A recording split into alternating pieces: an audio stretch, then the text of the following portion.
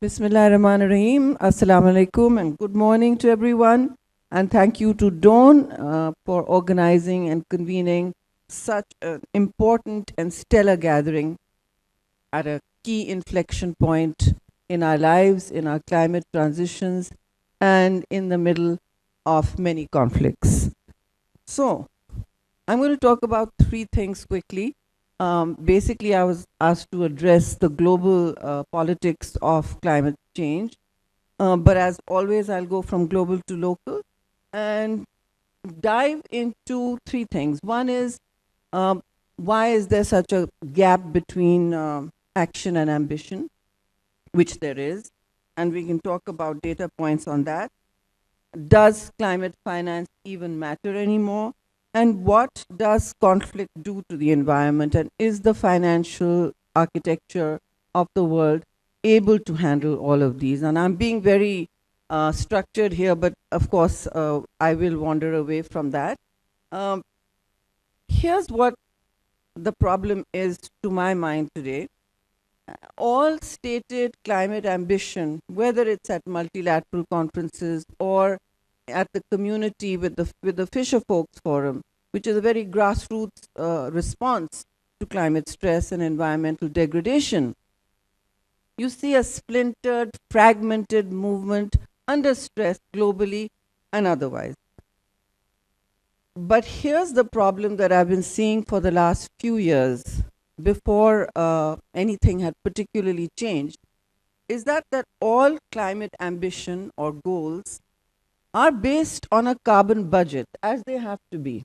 As they have to be, you have to base it on the science of calculating and taking stock of how much carbon we're using and how much we're offsetting.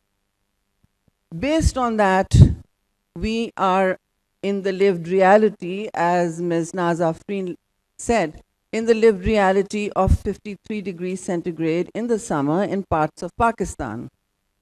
I come from Karachi, where it is already 42, 43 degrees, and then the app tells you it feels like much more.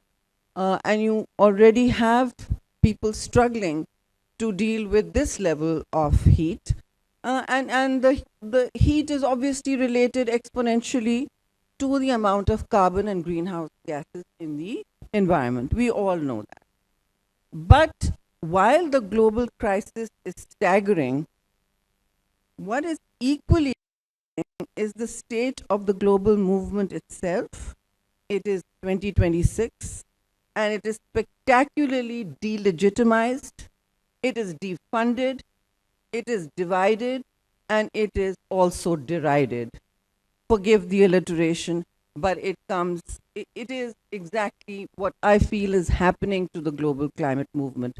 There are elites and there are grassroots movements, there are indigenous peoples, all are now fragmented in their responses, and that is a great blow to any champion of climate ambition.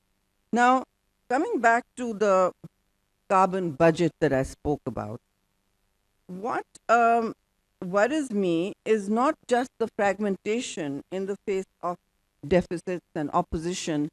Obviously, illiberalism and economic nationalisms are also changing the environment in which the ecosystem, the policy ecosystem in which global responses are made to the climate. It is the disappearance of data and everything. My dog's name is incidentally Data, because I think data is crucial to our lives. Everything is based on data. If it's not, then you're just talking, basically, it's a performative discussion. And in this data, the goal was set at the landmark Paris conference for the 1.5 temperature, global temperature, to be maintained. And everybody tailored their emissions targets, their their transitions, energy transitions to that.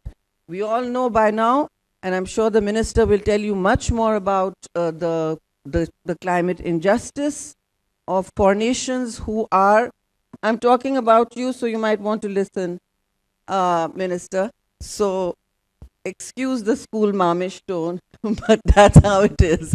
And so the minister will, I'm sure, tell you about climate injustice and its many forms and manifestations, because that doesn't go away. And speaking about it should not take away for the need for local action. They are sometimes considered one or the other. One is not a proxy for the other. So when we speak of that climate injustice, we all know Pakistan is a very small emitter, minuscule 1%, less than 1% emitter. And we do appreciate many countries that are still going ahead with their stated targets announced at Paris. But what really is now worrying is, and I come back to conflict, we have more than 60 active conflicts in the world right now. I link it to strategic security and all national security because conflicts are actually costing the environment much more than we know, compute, or understand. The data, ladies and gentlemen, is entirely missing. If it isn't, it's only 95%. I mean, 5%, and 95% is underaccounted. Surely, scorched earth, when the Mongols went through entire swathes of territory, they scorched the earth, as did Napoleon Bonaparte. They did not scorch it like our modern wars. Today's wars are devouring the environment, they are eating away our futures, and they are negating any spirit of collective action that is needed, because it is needed beyond borders. What you do in another continent does impact the heat wave I'm experiencing in Karachi. As simple as that. So while we apportion responsibility to each other, it is important to know that no matter what we say about the climate, and 1.5 alive, 1.5 is no longer alive. We have already passed that trajectory. The heating is going past that, the emissions are going past that. And I'm sorry, but elite privilege is practically, probably willfully blind to the impacts, the catastrophic impacts of wars and climate, on the climate and the environment.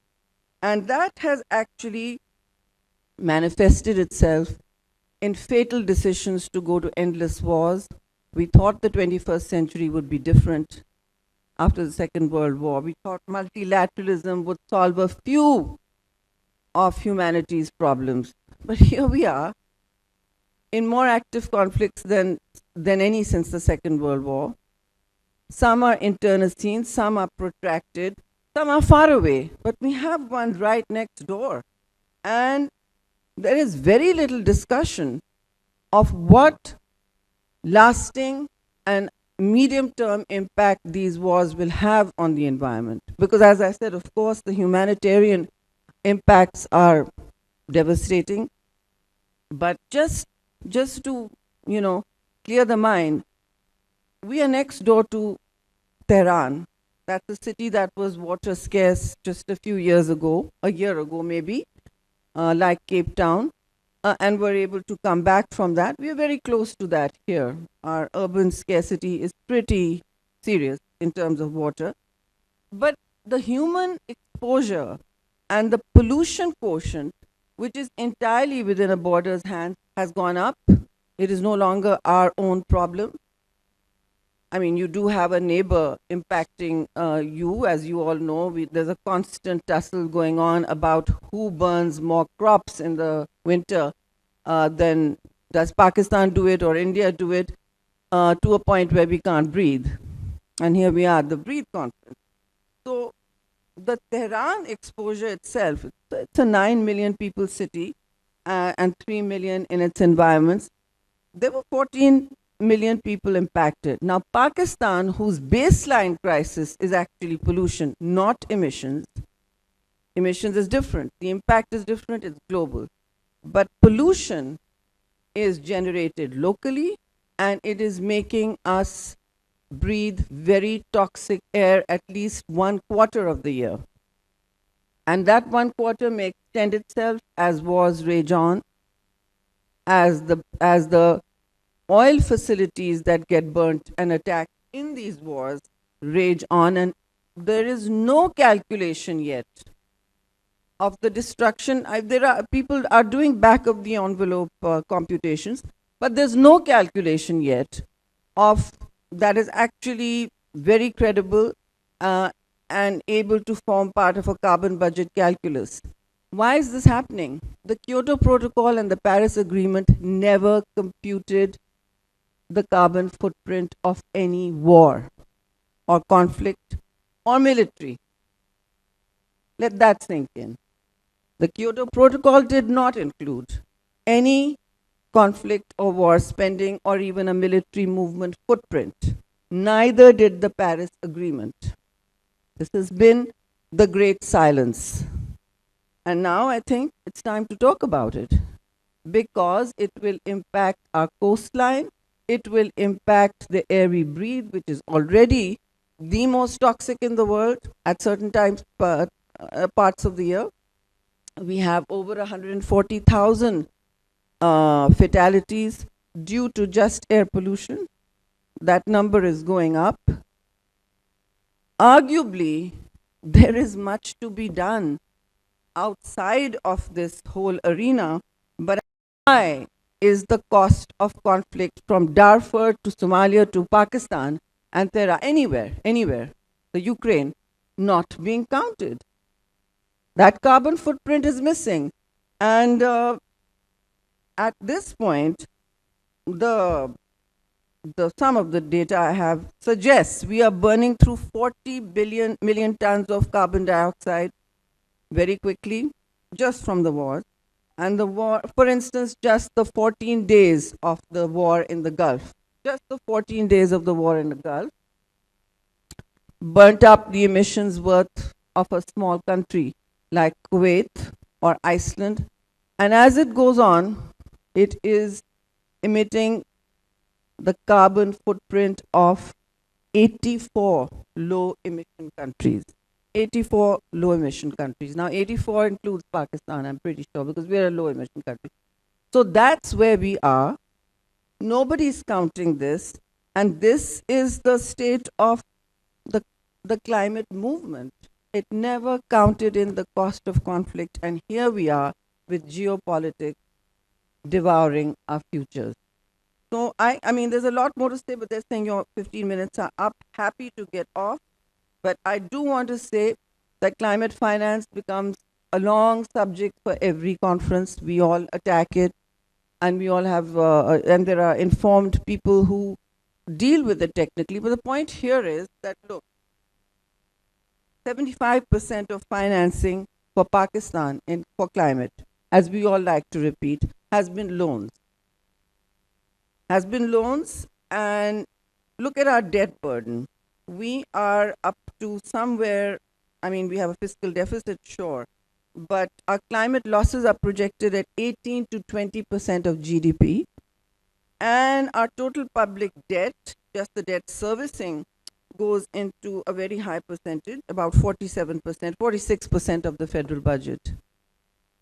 30% of our import bills are for the hydrocarbons we are fighting about. These are hydrocarbon wars, make no mistake. These are energy wars. And that's where our money is going. So if the IMF, the World Bank, and other MDBs, the ADB, anyone is listening, they should be. This is time to prove that the Bretton Woods architecture is not broken.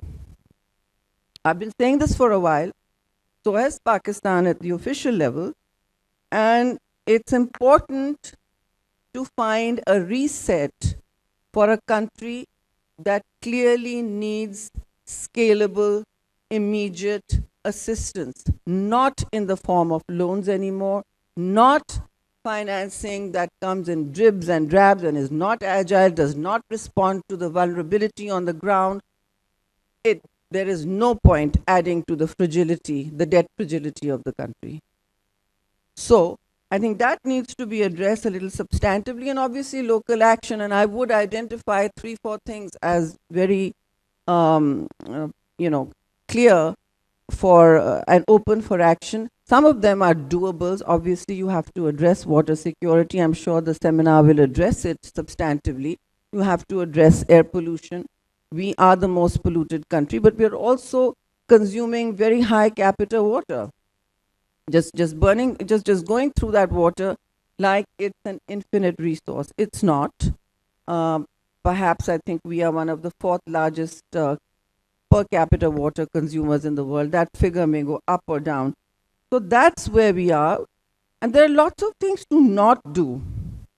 I mean, the not do involves invading a rewilded environment, with concrete. And that's right here in Islamabad. When I come from Karachi to Islamabad, I suddenly feel the environment is air conditioned. It feels like all of Pakistan's tiny forest cover, 5%, the lowest in the region, is right here. The Margalas are beautiful. But it's not just about beauty. These are the lungs of the city.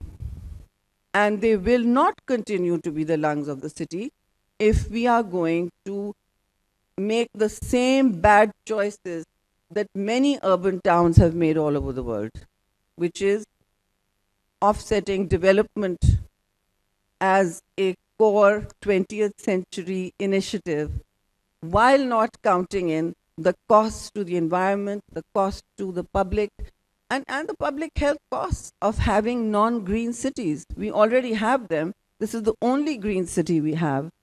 Please, let's ruin this. Thank you.